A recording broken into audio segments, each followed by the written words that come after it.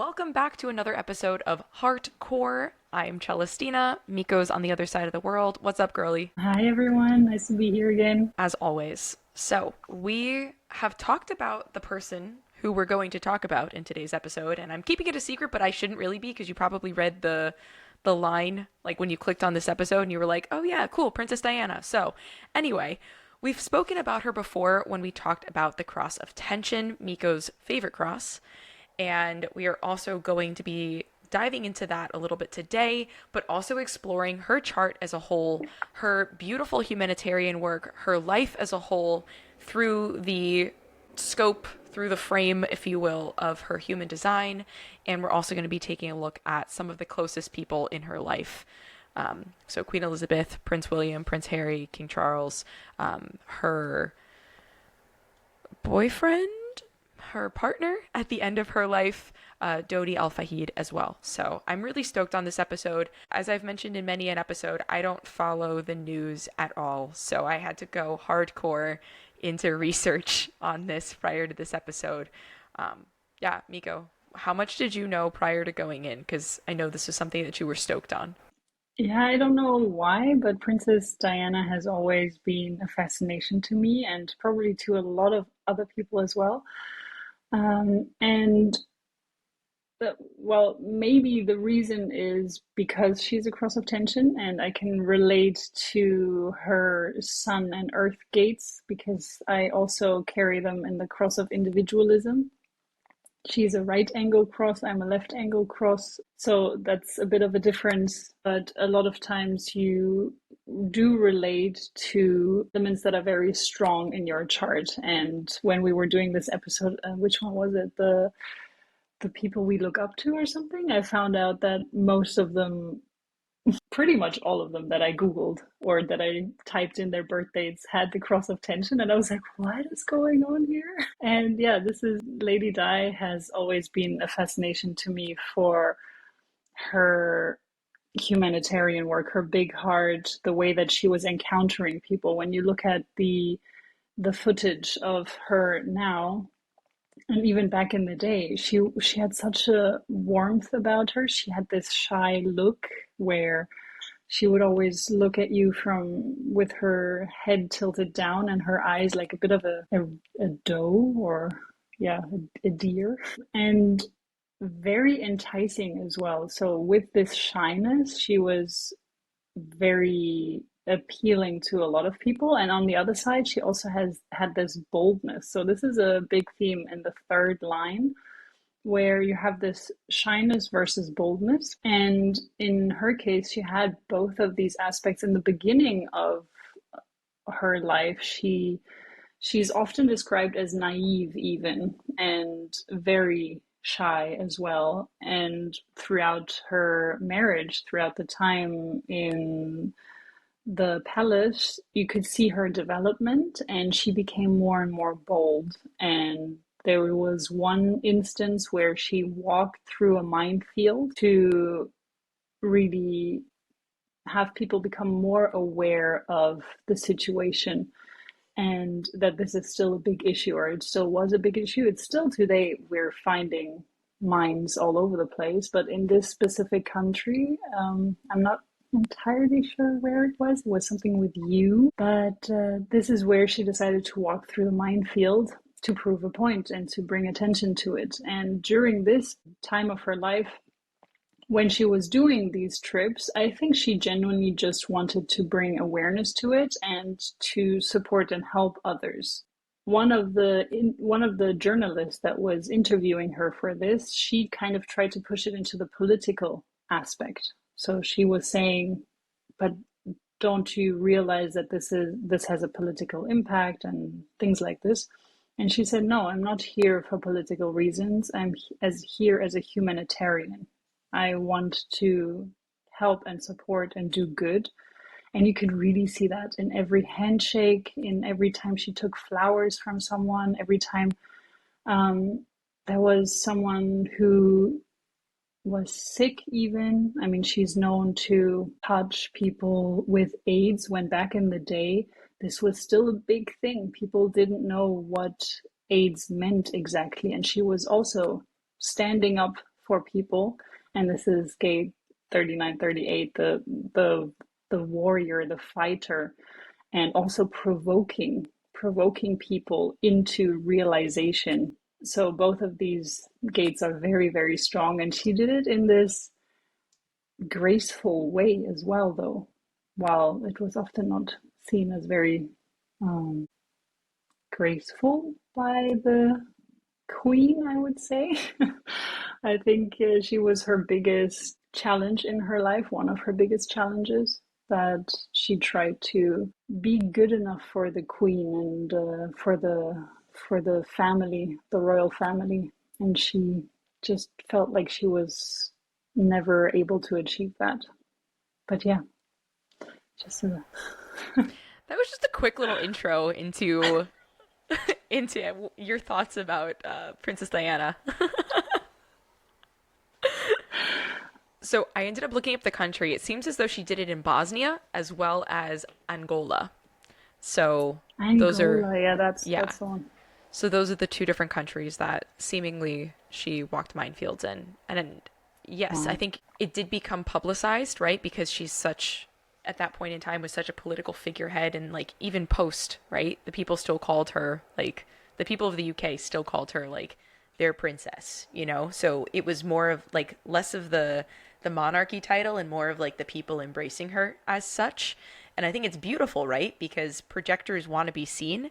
And with the work that she did outside of the monarchy, right? Like actually helping people in countries and touching those who were undesirable, right? Like that showed the beautiful humanitarian aspect of the work that she was doing. And I think that's more for what she was seen rather than a political figurehead, which I think is beautiful. Yeah, absolutely. And when we're looking at her design, you can also see the 4037 channel. So this is a lot about this touch aspect. And as Celestina just mentioned, it wasn't just people with AIDS. It was also leprosy, which is actually contagious in some aspects. Not highly contagious, but yeah, there is a risk that you can catch it. And it's she was never scared. She was leading with the heart, and you can also see in her Mercury, this gate 15 in line 6, it's about the love of humanity.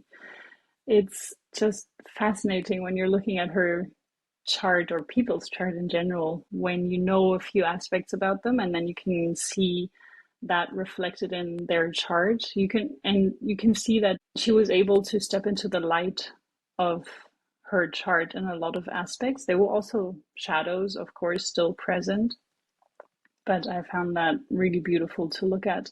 And on one hand, she also says it over and over again that the people of the UK, they are the ones that provided her the strength to pull through the difficult times in the palace. And for a projector, as Celestina mentioned, it's super important to be seen and to feel successful. And this is how she was able to receive this energy, feeling successful and feeling seen. While on the other hand, in the royal family, she seems to not, she also says it over and over again that she didn't feel seen. She didn't feel like she was ever good enough.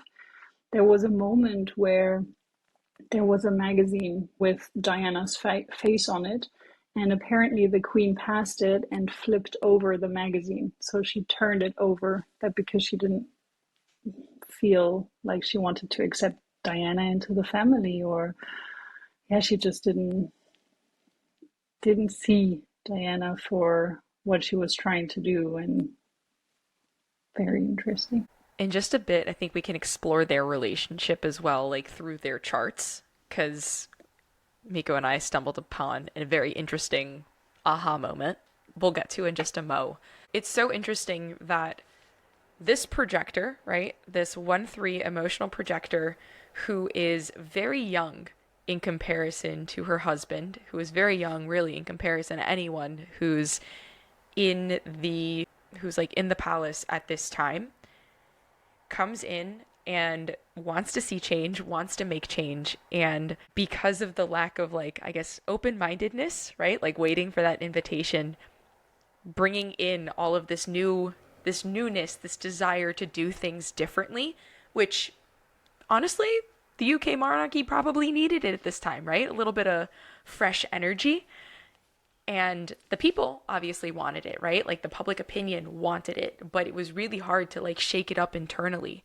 So I wonder how that felt for her going into this, being someone who wants to shake things up, who can obviously lead with just such grace and such empathy and such, I don't know, just being so real about all of it was, I mean, she literally just like came to a halt, a standstill from with whatever she was allowed to do internally, monarchy wise, right? Obviously, post facto, leaving that space, she got a little bit more external recognition and being able to do things in her own way. But that must have felt like hitting a wall. I wonder, I don't know much about her courtship. I only watched a couple of videos on that, but I wonder how that courtship piece of it went for her. My understanding is that she met she met Charles when she was 16. He was 29. Already, I don't love that age discrepancy. That's like a whole different generation. You know, do with it what you will, whatever. But he met her when she was 16, and then they like continued courting for like 2-ish years. He was still dating someone else at the time, like had a relationship with Camilla already. Obviously, she got married, had a couple of kids at that point. So it's just very interesting, the courtship piece of it.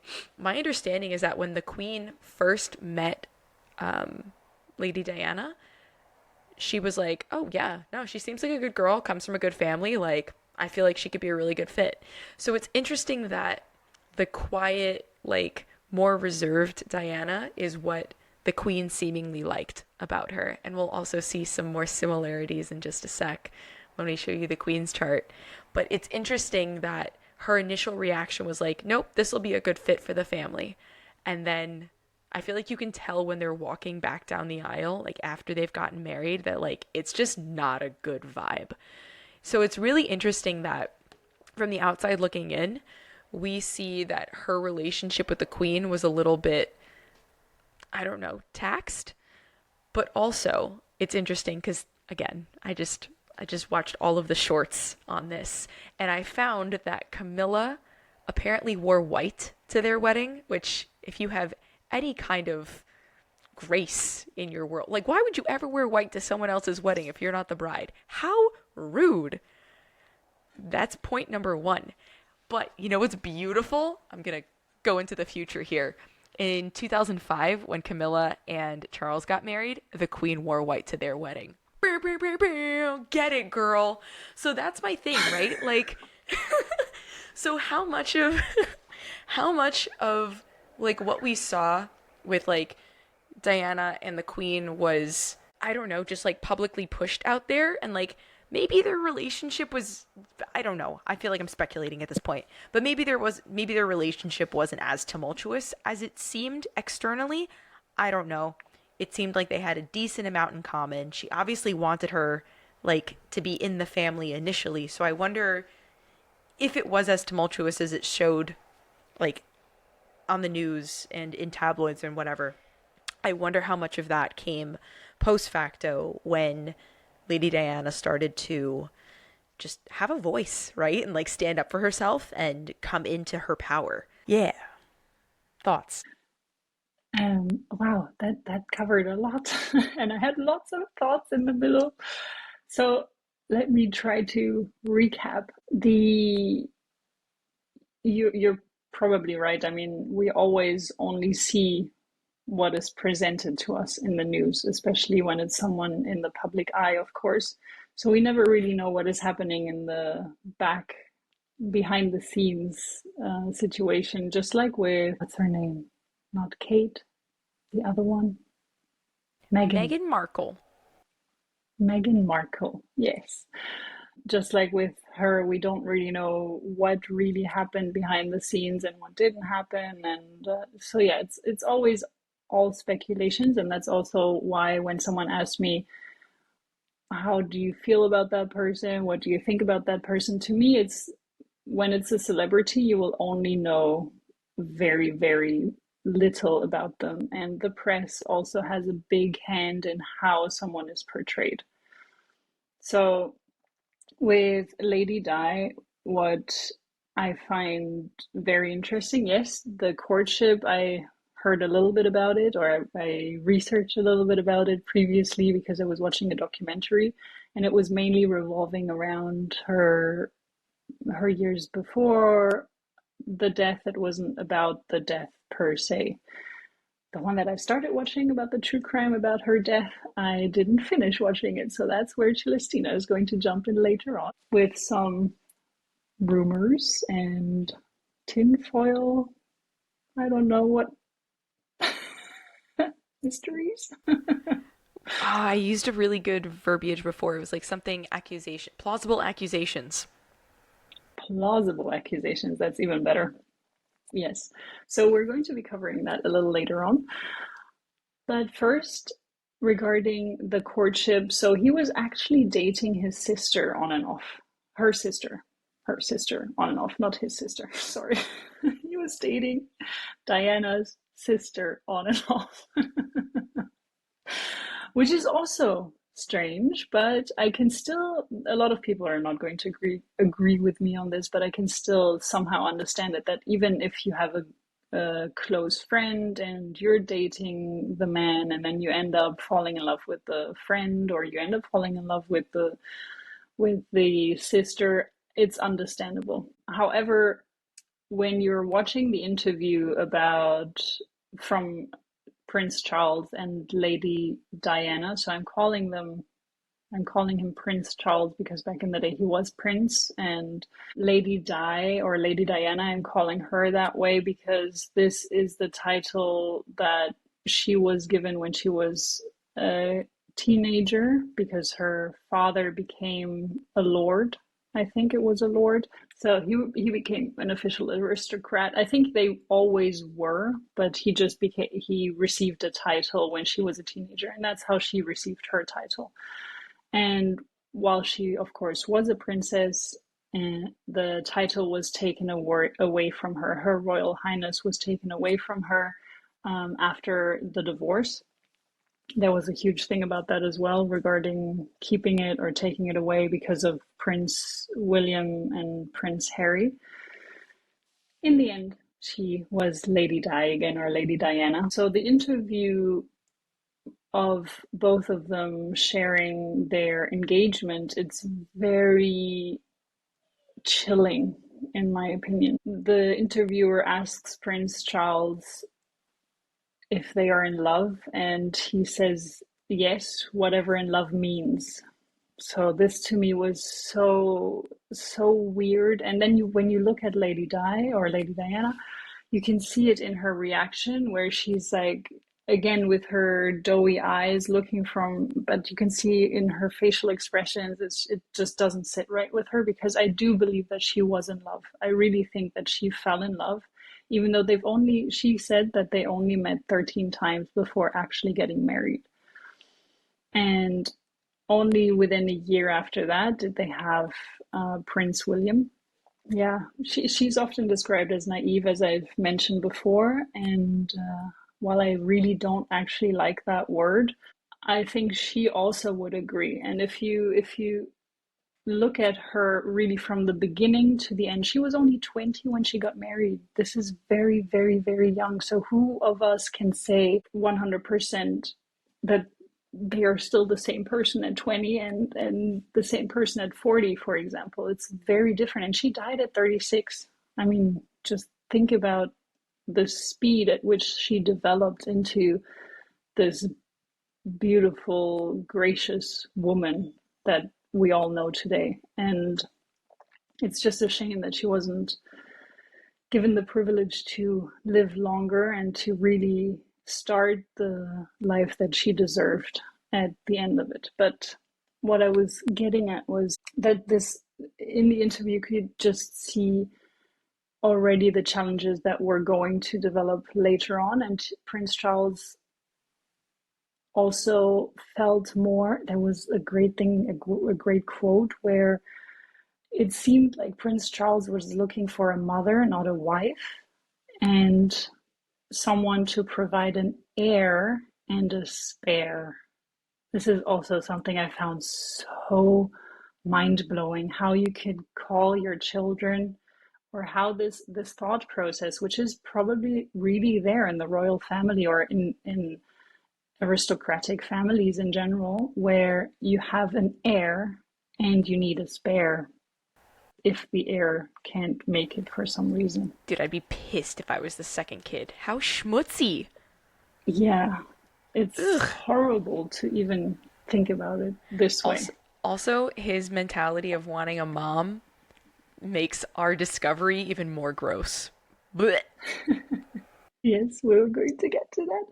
But I also wanted to, you mentioned the fact that she was a fresh breath of fresh air in the royal family. And while that was beautiful for some people to look at, of course, the very organized and well put together structure of the queen was disrupted by that. You can see here in Lady Diana that she has the 15.6, and we've mentioned this already, but I want to mention it in this as well because this means that she goes with the flow. And her, there was someone that was working for the royal family at that time, and she had a very close relationship with this person. It wasn't anything romantic, but she was treating him like a friend. So he was in the interview that I watched, I don't remember his name, but it seemed like a really beautiful, down to earth person that she stayed and she remained this person from beginning to end. She never felt like she was better than anyone. And he was waiting for her with her coffee and her grapefruit every morning, and then he was bowing, and then she said, come on, when are you going to stop doing that? Just sit down, have a cup of coffee with me, and let's talk. So just like friends, and not, she didn't want this whole show and this whole attention. And he described her like, with the queen you would know exactly how the day would go. You would know, okay, breakfast at this time, coffee or tea at this time, dinner at that time, and lunch at that time. So you would have an exact time for everything. But with Lady Di, it was very different. You never knew what you would get. The day could go in any kind of direction. And yeah, when you see gate 15 in her Mercury, it makes sense that she would throw everything, every caution into the wind, and just with her pretty much, well, she's not all right, but she has most of her arrows pointing to the right. Queen Elizabeth does too, however. So, but she doesn't have gate 15, and this is a big influence. And she also doesn't have gate 5, but this is a big influence in Lady Di's chart. I think the other thing that came up with Lady Di's chart is the fact that she does have a defined head, which is pretty rare, right? Like, I don't know statistically. If you have a statistic, please feel free to throw it up. I think it's okay. I will just Google it. I think it's Yeah, 30%. cool. So I mean, it's a decently small amount. It's not the majority of people who have a defined head. So it's very interesting because when she did gain recognition in the spotlight, right, she was very influential and people wanted to be like her and wanted to adopt the thoughts and mindsets that she had when she was in a situation that she was invited into, right? Like obviously if there's tension, if she's not in the situation that she was meant to be in, that's probably less so. But like in showing that she was such a humanitarian and doing all of, I don't know, those good works, and even with her fashion choices, I feel like people were like hopping on board with it. You know what I mean? So it's just really cool to see that she has a defined head and people were receptive to her thoughts, her ideas, and what she was doing and the changes that she was making. Yeah, totally agree with you. I mean, yeah, and the interesting thing that we're now going to move to is looking a little bit at Queen Elizabeth. So as you can see, they do have a companionship channel. This is the 4130 that they have in common. And it is about ideas and fantasies.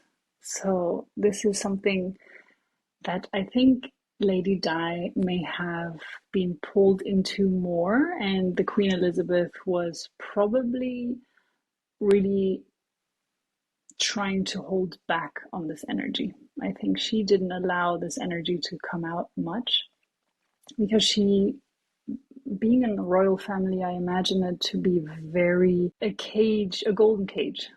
That's how I feel about it. And if I would ever meet a prince, I would seriously run into the other direction.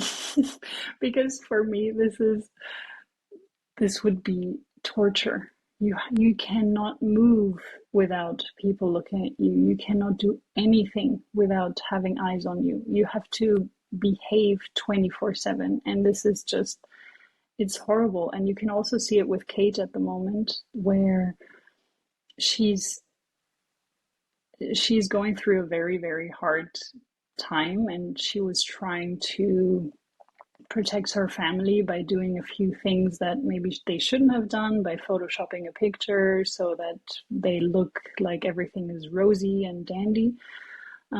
Eventually, it came out that she is going through cancer therapy, but it must be super difficult when you have to handle all this pressure and all this stress. And I do hope that if one thing that Lady Diana's death led to was a little bit more space and freedom for the royal family, I hope that this was at least what could be achieved, but I doubt that it is. So yeah, it's very tough and very difficult. So this channel of fantasies and wanting to also often experience these fantasies. This is the challenge with this channel.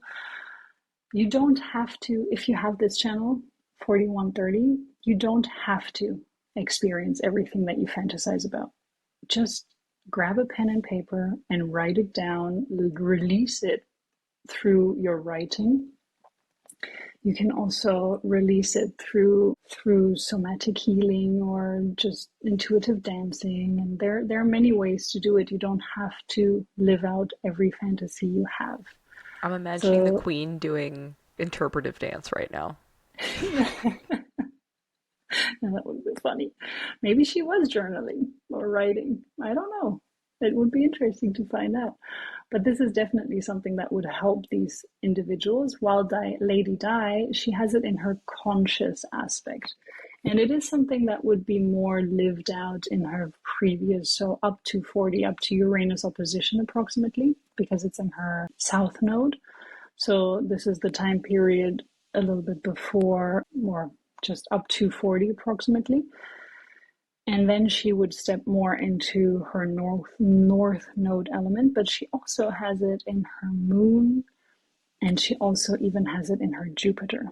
So these are a lot of connections in this aspect, a lot of definitions in this channel, and it's conscious for her. So she may have been more aware of it, while Queen Elizabeth may have been less aware of it. And it's also in Queen Elizabeth's Jupiter, in her Sun, which is still a very impactful placement, a very strong placement for a chart, and in her Venus.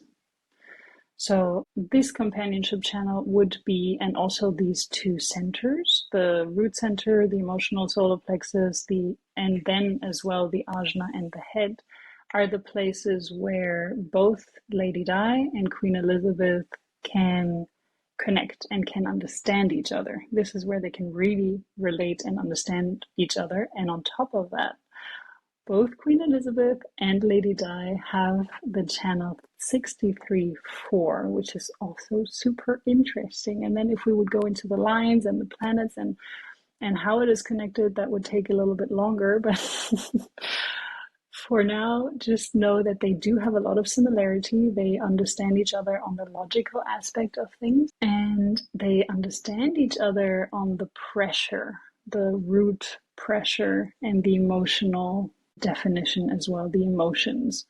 So while they have similarities, as we all know, sometimes the similarities are the places where we can really trigger one another. The queen's benefit, on the other hand, is that she was able to voice at least her thoughts.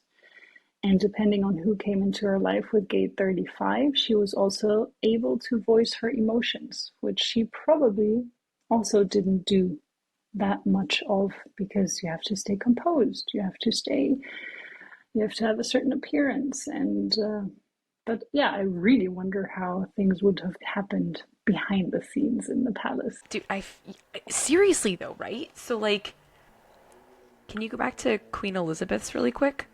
Because together, yeah, together they have 4323 defined. So like, I feel like this could have been a really cool like female empowerment moment where they like lift each other up, you know? Oh, yes. Yes. A comparison. Yes. Oh, love a good comparison chart, guys. See? Like this could have been a dope ass empowerment moment. I've never seen it with a completely open G center. How cool is that? Yeah, Missed it is. opportunities, ladies. I think what is also interesting is that they were, I mean, Lady Diana is not actually a commoner. And this is something that I have believed for a long time, that she came from a quote unquote normal family, but she was already raised very close to the royal family. Have you seen their property? Uh, It's like acres upon yeah, acres of delightful I know. British countryside. I know, and it's really close to the royal family. So I think there was a property, if not like I don't know which property of the royal family, but they were often also spending time with one another. She only met Prince Charles later down the line, but her father was interacting with the Queen quite a few times, and it was a very privileged upbringing. And she also already understood the manners, because when you're raised in a family that is wealthy and that is old money, I will call it that way. So you have a certain set of rules that you need to follow. You already understand how to set a table, you understand how to eat with the cutlery, that like you have 50,000 pieces of cutlery in front of you and you have no idea which one is what. Well, you learn that in a, in a privileged household. I've had to And pay to go to someone that, culinary school to learn that. yeah, no. So there were a lot of things where when you encounter someone that is royalty, you know how to behave and you already are aware of a lot of things. And still, Princess or Lady Diana was not prepared for the royal family, because that's still yet another level. It's so much more pressure. I wonder if she couldn't get a read on Queen Elizabeth, right? Because similarly, my struggle with five lines, if you guys have ever listened to any of our previous episodes, I struggle really understanding a five line, right? So maybe Lady Di just couldn't get a read on Queen Elizabeth's five line, right? Because like they're both one lives, they both love going in deep on that info. I don't know, but I just feel like there was so much potential for some really cool shit to happen, like together, and it just fell short. Because looking at their chart, dude, could have been epic. Again, like I said, female empowerment to the max. Missed opportunities, ladies. Yeah, and two companionship channels. I mean, Yeah, this is a lot. I barely know people that I have companionship channels with.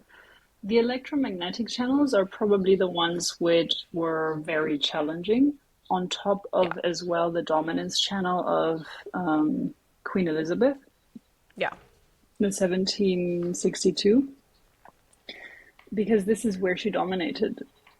yeah. Lady Diana was probably not able to voice her thoughts to the Queen Elizabeth in some ways, because the Queen dominated there. So whatever the Queen said, I mean, also from her status already, Yeah. it's the last word basically. Yeah. And also in this situation. But yeah, the and electromagnetic channels are often love or hate. So you either love someone or you hate them. And Yeah. yes, as I always say, it's not really necessarily the opposite, but this Yeah. is what happens with electromagnetic channels. It's just such strong emotions, such strong feelings inside of people when you have these connections. And they also created the 360 channel, which is just very switcheroo. So from one Mm. day, from 1 second to the next, things can change very quickly. And I feel like this is also what happened in their relationships ship a lot, where there was this intense break and yeah, I think a distance. And at some points, you felt like they were closer. So that's just an external feeling that I have. Also, great insight to that channel. I didn't know that. The 60/30 switcheroo thing. David and I have that. Interesting. Yeah, it's somewhat, I mean, if you have formatting energies, these are the three channels that have formatting energies in between the root and the sacral. Yeah. These are super, super, super strong energies. So they take over the chart. They, they, they really, they're very impactful. So the 360, yeah, it's also easy to remember 360 degrees. Let's go on to homeboy who wanted to marry his mama. Blech. Probably shouldn't be speaking ill when I'm living in a Commonwealth country. Oy. Please don't deport me. Good point. So yeah, here we have King Charles now, or Prince Charles back then, and I didn't actually look at his chart yet. So this is the first time I'm looking at it. I can already see that they're okay. Let's create a connection chart again. But I can already Yeah. see that the the Genies to Freak channel is in compromise with Lady Diana. So again, she's being overpowered by Prince King Charles Oh God, so in much energy. the 43, 43, 23. Yeah, they're a locked in relationship. So there's a lot of growth for both of them, of course. More for Diana because he's defining a lot of her centers. As you can see, she has the spleen, the sacral, the G center, and the throat undefined. And King Charles has everything defined except for the emotional solar plexus and his head center. Interesting. So, If you go back to their connection chart, connection? their one electromagnetic channel is the channel of struggle. Oh That's man, rough, yeah, dude. you're right. Oh my god, yeah. And what is defining it? Yeah, the first part of her life. That's And yeah, rough. of course, the Mercury, and then his Earth. No, her Earth. His Mercury. Her conscious Earth, his Mercury, and his South Node. So the first Damn. part of his life, aka their life. Interesting. And then also his Mercury being in the 28th, so the what he speaks of or what he focuses on being in the when he's voicing his thoughts. Wow. So yeah, a lot of compromise also in the 2644, in the 5710, wow, in the 4323, in the 63-4. So that must have been a super difficult relationship. I And mean, it was apparently, I and the think that this is 360. important to Oh my note, god. right? Like just because your chart looks like this doesn't mean your relationship can't work. But I feel like it just makes it a lot more challenging, right? Oh wow, I didn't realize that this was, wow, there's so much compromise. It makes it, I mean, yes, you're right. I agree with you. But taking this on, honestly, Yeah.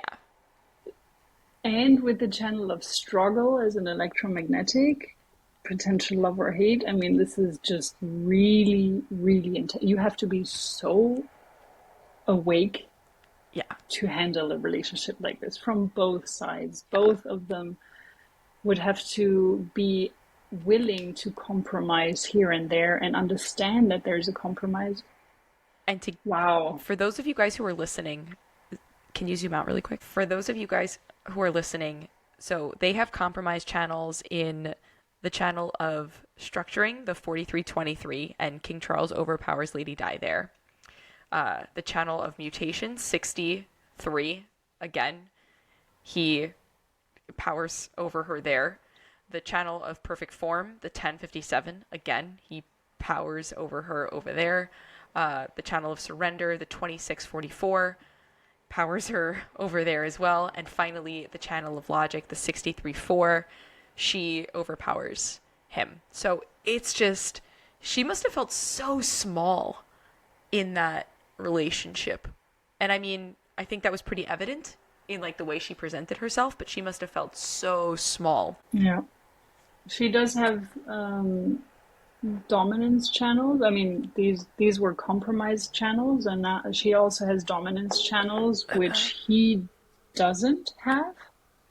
That's very interesting because all of his channels are in compromise or compromising her. All of his channels are compromising her, whereas her channels are dominating channels. So the 4130 is her dominance, the 3740 is also her dominance. The only one that is in compromise as well from her is the 63-4. And the 3740 is also, I talked about this recently in one of my Inside Timer live sessions because it's a channel that I've encountered for the last 7 months intensely. This is a channel really I got to know very, very well in another person. And it is about community, as in it's a tribal channel. So her emotional wave happens through the tribal wave and also the collective wave. These are the two waves that are happening inside of her. And this tribal channel has a lot of individual energy inside of it. So it's a very intricate channel because it's about the individual wanting to stand on their own, but still needing their tribe and also wanting the appreciation of the tribe. So they want to provide for their tribe, and there needs to be a contract. So there needs to be an agreed upon contract when you're entering, for example, into a marriage. You know, okay, you do this part, I do that part. And if you cannot fulfill that contract, then I will also not provide for you. So it's kind of a give and take, but this contract can be renegotiated over and over again. But at least both parties need to really understand and know what they're getting into. And I think in the marriage with King Charles, it was that there was no, I mean, Lady Di had one type of contract in her mind, and she felt like she was entering into this marriage with the understanding, yes, that he also loves her. I don't think she would have married him if she would have thought that he didn't love her. So this contract was broken very early onwards, as in that she probably realized very early onwards that he didn't love her. She tried to make it work. She wanted it to work, but at some point she was just exhausting herself as well by keep trying to live up to a standard that she never could for some reason, even though she seemed like the perfect princess, the perfect potential queen as well, very down to earth, very close to the people, the people's princess. But yeah, it's crazy. I'm blown away by the amount of compromise that is here, and I now really would like to dive deeper into the planets and the lines and everything, but we're just going to stick to this for now. Do that in your own time, boo boo. We got other charts to look at. Yes. We're also going to create, this episode is going to be a several parter, probably 2 at least, maybe 3, because we have a little bit of a surprise for you as well. But still, let's take a look at the next chart. Which one would you like to talk about next? Let's take a look at her with her kids, because I feel like the relationship she had with her boys, especially Harry, was so vastly different than the other relationships she had, like, within the royal family. Absolutely. Let's take Prince Harry. Why not? And the way that he's spoken about her, I feel like he really can relate to her. Ooh, interesting. Not Yeah. what I expected. So Okay. first, his chart. Yeah. Interesting. Okay, so for you guys listening, not watching, I feel like we might have to explain a little bit. So he's got an undefined head, undefined ajna, defined throat, defined G center, defined spleen, defined sacral center, defined emotional center, and an undefined root. So Prince Harry is a 1-3 emotional MG manifesting generator. So yeah, what they already have in common is the 1-3, so they can really relate to one another on that aspect.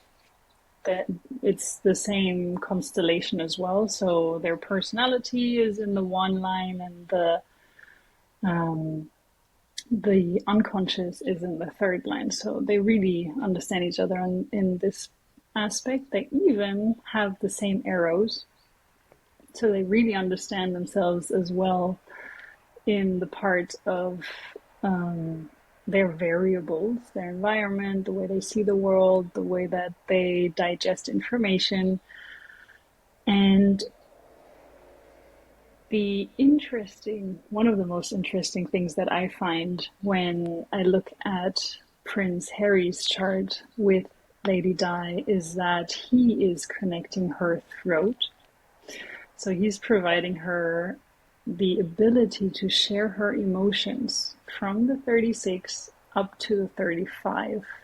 And it is in his Mercury. So this is something that I find super fascinating, that he's really providing her this connection, and he's even providing it through his Mercury, through the ability to speak up for her as well, which he does, and he remains to do. And um, he may not have been able to do it back then, but she was taking in his energy, and she was able to start voicing her emotions, I feel, since even more since he was born. So it just became more and more, probably already starting through the pregnancy, but really once he was born, she was able to voice her emotions even. And to me, that was one of the fascinating things about having Prince Harry come into her life. And he's also sharing that she provided him with a lot of stability. She has the grounding energy, the root center, and when it's balanced, it is grounding. When it's imbalanced, it is everything else but grounding. So there was a lot of safety and security in this relationship, which was taken away from him when she died. And he also speaks about it very openly when he speaks about her now. And they also connect the 515 channel. So he is still following into her footsteps regarding humanitarian work as well. So should we take a look at Prince William's chart and her chart? Yeah. Because I feel like their relationship is vastly different from my very little understanding of the royal family. Yeah, I also feel the same way, and I think that it also shows they have the they're both 9 and 0 nowhere to go relationship. So that means that all of the centers are defined. And she is a split definition with both of her kids as well. And Prince William has less of a connection to Lady Di because of the profile. So the profile in Lady Diana is a 1-3, and Prince William has a 2-5. So these are lines that do not connect with one another per se. So the first line is always connected to the fourth line, the second to the fifth, the third to the sixth. So you can see there's no connection in the profiles, at least. But of course, this 9 and 0 nowhere to go provides a form of um, feeling safe and secure as well. he has a very defined chart. He's an emotional manifesting generator. And even in their chart, there is some compromise. Also in Prince Harry's chart and Lady Di, there is some compromise. But even in Prince William and Lady Di, there's as well some compromise. He's also providing her the ability to voice her thoughts, though, or her emotions, not her thoughts, because her mind is still not connected to her throat with Prince William, as well as with Prince Harry. So it's really more about the emotional flow and expressing that. But Prince Harry is able to do that more intensely through the connection of the 36-35. So this is really the way that she has direct connection to her emotions, while with Prince William, it kind of flows through her root to the spleen and then to her throat. So it's a bit of a more complex flow that is happening there. While with Prince Harry, it kind of goes from the root, from the 41, along the collective circuitry. So it's the same flow, the same kind of energy that flows from her root all the way to her throat. So it's easier for her to express her emotions with Prince Harry than with Prince William. Wild. Dude, I'm telling you about something with a 5 line. Not the same connection. I'm telling you. I know there's more to it than that, but I'm telling you. Yeah. It's, I mean, yeah. I mean, yeah. Yeah. And for you guys, he's an all right. Yeah. Oh, interesting. Yeah. For you guys listening, Prince William is a 2-5 emotional manifesting generator. So undefined head, undefined ajna, defined throat, defined G center, defined sacral center, extremely defined splenic center, defined root, and gently defined emotional center. Just so you guys can have a visual of that. Oh, and completely open ego center. Cannot relate. Don't understand that. Yeah, and this is one of a very strong center for Lady Diana. However, Prince Harry also has it. He has it also completely open, except for the gate 44 pointing towards the gate 26, while Prince William has the gate 25 pointing to gate 51. So they may have been a bit of a I want to be first. I mean, he was the firstborn, but he may have also felt a bit of a I want to be first energy inside of him, which Prince Harry may have picked up on. So it would also be interesting to see those two charts together, because I do feel like there was a form of rivalry, which is also totally understandable if you're called the spare. I mean, come on, it's that makes it so clear that your parents do have a favorite, and that is so sad. It feels like you're I a don't think any tire child. in the back of your car when you're called the spare. That's so shit. Yeah, it just horrible, horrible. Don't do that with your kids, no matter where you come from, which family hierarchy you come from. Please don't do that. Yeah. So a lot of interesting energy here as well. I would like to even dive deeper here, but I'm going to. We're going to chalk it up for a different episode. It's going to be great. But I think we should end this with her last relationship, with her last partner in her life, and see how beautifully, hopefully, they come together. I can already see his chart now, and I'm excited about it just because of how illuminated his heart is. So excited. So yeah, he has the channel of shock, mine, which flows right into his throat. So actually, he has the connection of Ra Uruhu, which is interesting. So he's not a manifester. He's a manifesting generator because he has got his sacral defined, but he's got the same flow as Ra Uruhu, going from the ego to the throat. Cool. Okay, so again, for you guys listening, let's not keep you in the dark. He's a 4-1 sacral MG. Yeah, a 4-1 sacral MG, and the flow Miko is talking about is the 51-25 and then the 10-20.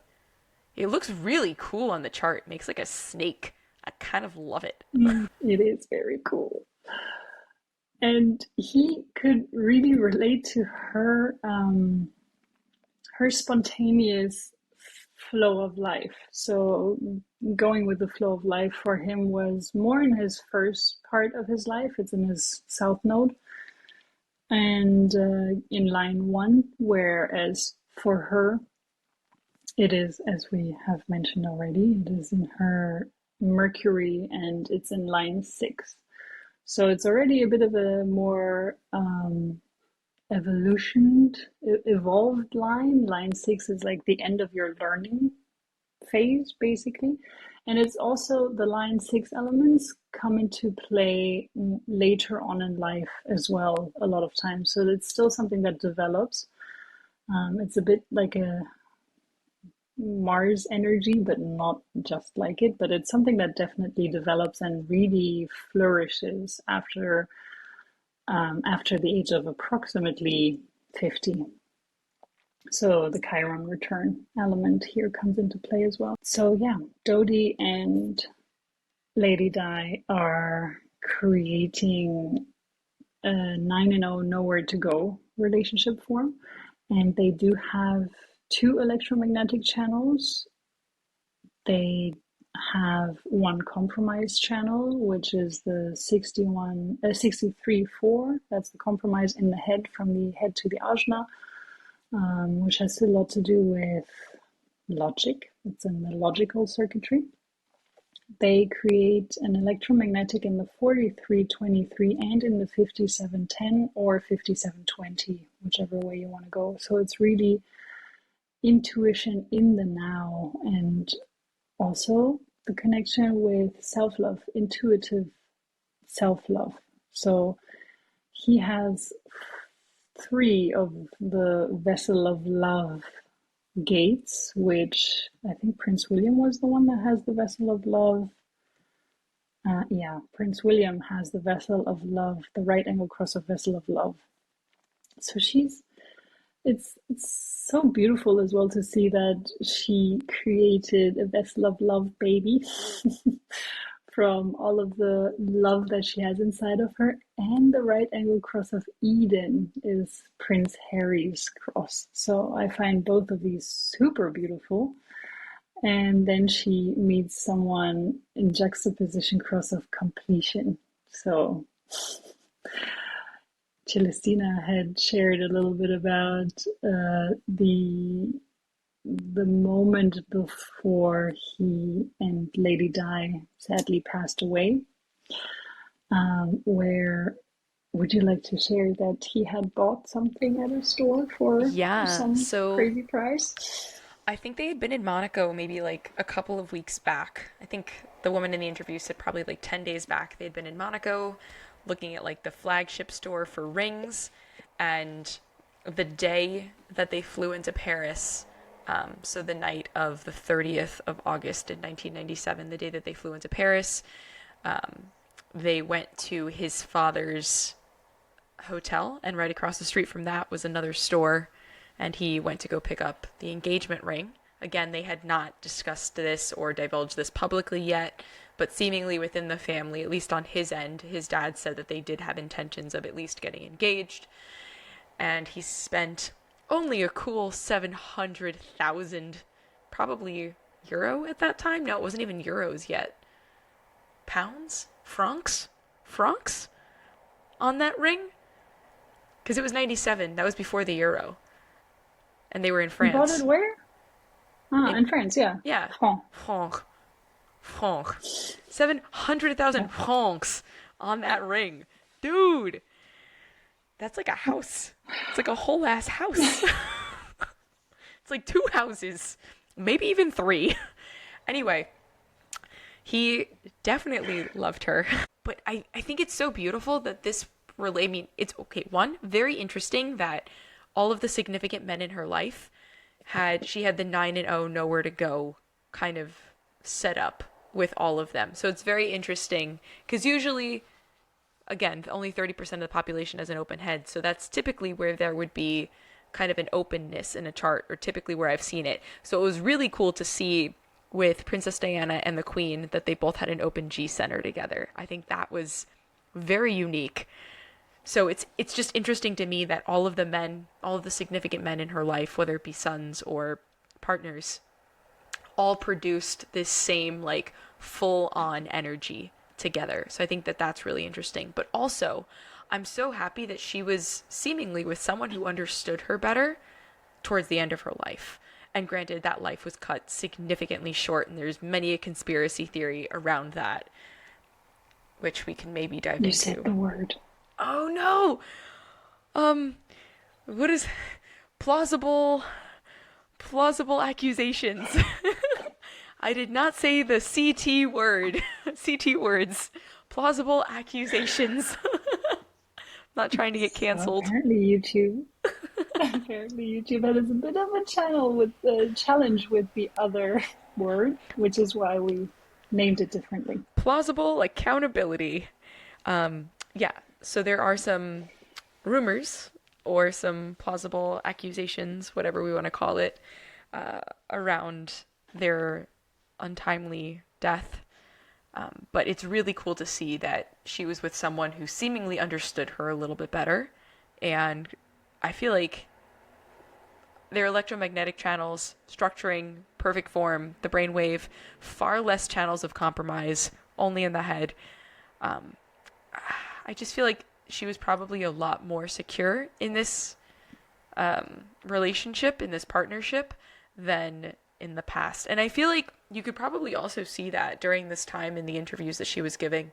Granted, she'd also been in the public eye significantly longer at this point, but I feel like she was, how we mentioned earlier, right? She was a bit shy in those interviews, and I feel like the interviews that she had during, like, towards the end of her life, like, yes, she still did like the neck down, like look to the side kind of thing. I think that was just her vibe, but she also just came off as so much more confident in the way she spoke, and in sharing her thoughts and sharing her experiences. And it's really beautiful to be able to see her growth in this space, and also like seemingly having the support of this man that she loved as well. Yeah, I think what is also really supportive is when you do find someone with a defined ego center. So we haven't really talked about that yet, but we are hardcore podcast, so Hey let's zoom yo. in onto that. I feel when you meet someone with a defined ego center, so as a defined ego center or ego projector, and you as a ego manifester, I really find it very healing and very comforting to have someone that has the same definition, or the ego defined as well. Not the same definition, but the ego defined as well, because it is the center where you have a lot of self doubt. You want to prove yourself. You don't feel good enough. So this is a lot of times things that are coming up in people with undefined egos, and they're taking in the energy of a defined ego, and that kind of amplifies these feelings if they're living in their shadow or if they're not aware of it. And it doesn't mean that a defined ego is not struggling with these things. So when a defined ego is struggling with that, what can happen is that the undefined ego is taking it in and amplifying it. So while you may be struggling with it as a defined ego, that you don't feel good enough, this is going to get even worse when you have someone around with that has an undefined ego, and they will throw it back at you or mirror it back at you amplified. So I feel having the ego defined and him having the ego defined provided them with a very strong, deep connection, and it also creates the flow. So it's a single definition. The whole thing is a single definition. And I have no idea if this is accurate, but I could imagine that her bulimia, which she was suffering from, her eating disorder that she was suffering from, was actually feeling, or she was able to have that more under control while with him, because she had the full expression to the throat flowing from, well, even the sacral defined, so she doesn't have it defined, but it flows from the sacral to the root, to the emotional solar plexus, to the ego, to the G center, and to the throat. So everything is connected. It's a single definition. There's a flow, and we talked about this before we started recording, I think, where the her undefined throat. So she only has gate 23 coming out of her throat. And this is the I know gate. So she didn't really have access to this gate consistently because it's in an undefined throat. And as we've mentioned, she's not able to express her emotions consistently. She's not able to express her thoughts consistently. So this is why it is assumed in the human design community that she released this pressure that was built up through eating disorders. And the gate 39 is often connected to eating disorders. So a lot of the 39, if you have the gate 39, if you have gate 50, or if you have the full channel, it's a lot of times connected to eating disorders. Even all three of these gates are strongly connected to food, but especially gate 39 and 55. And this whole flow provided her a release, a healthy release, instead of just throwing up whenever she felt like she couldn't say what she wanted to say because she wasn't able to express her thoughts or her feelings. During her honeymoon, apparently, she, like with Prince Charles or King Charles, she was suffering immensely, and she was on a Mars bar diet. That's how it was called, where she was only eating Mars bars. And this was due to her finding a bracelet that was personalized for Camilla.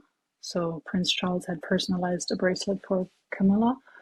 He was wearing cufflinks that Camilla offered him. So she had a lot of emotional pressure inside of her. And Celestina shared earlier that these bulimic attacks also often happened when she had a lot of pressure from the outside world. So when she was in intense emotional situations, I'm assuming it was maybe while she was traveling for humanitarian aspects as well, or what did you mean? Yeah, it was when she was just meeting with people who had had more challenges in their lives, right? Who were, I mean, she was going there because she felt the need to reach out to these people, right? But having an undefined spleen just makes you a sponge for all of that as well, right? And like feeling that more intensely. And she's already an emotional being. So I'm sure it was just so built up in her. And she, like you said, she had no direct access to her throat. So it was really hard to be able to express it.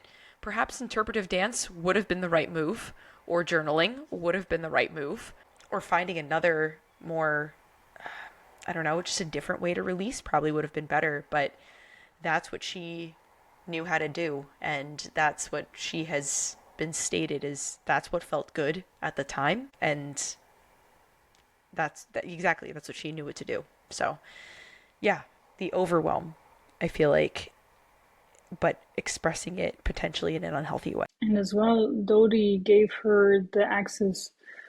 So she has 57, gate 57, which is a very, very intuitive gate.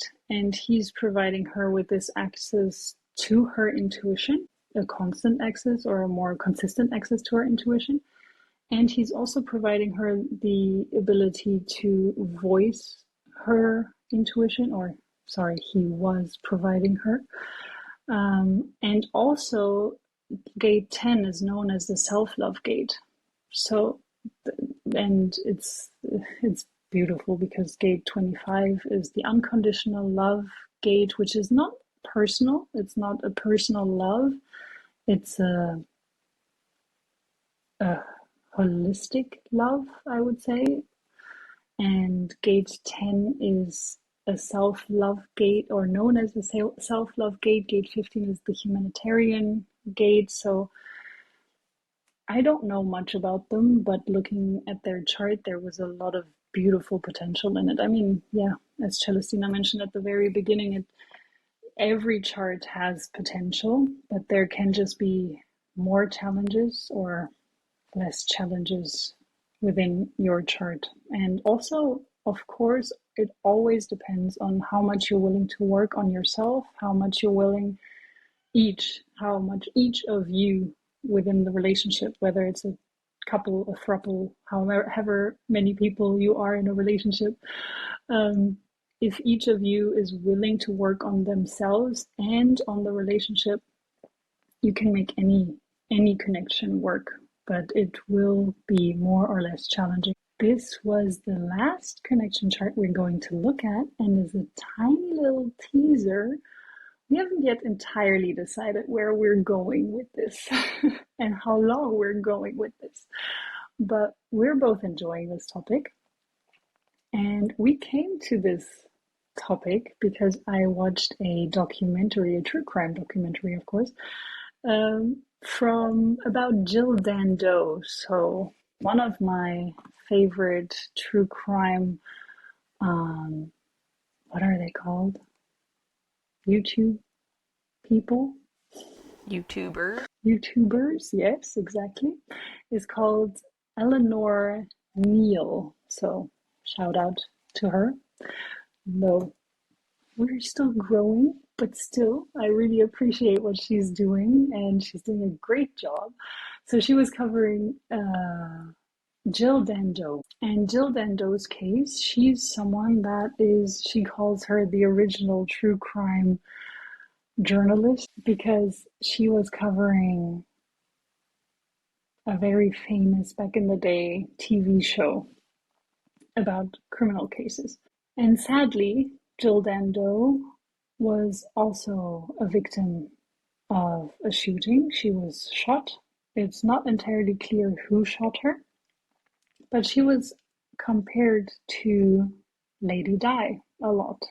She also had the same haircut at some point, and she had a similar dress style in some pictures, at least that I saw. So this is how we came up with the idea. And next time we're going to take a look at her chart.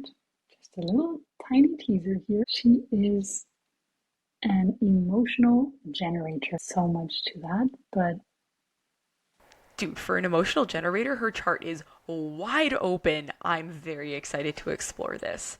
Guys, if you're just listening, we have an undefined head, an undefined ajna, a wide open throat, a lot happening in her G center, obviously sacral center, undefined spleen, undefined root, undefined ego, and relatively defined emotional center. I'm excited for this, dude. Ooh, okay. Until next time. Until next time, thank you everyone for listening. Ciao.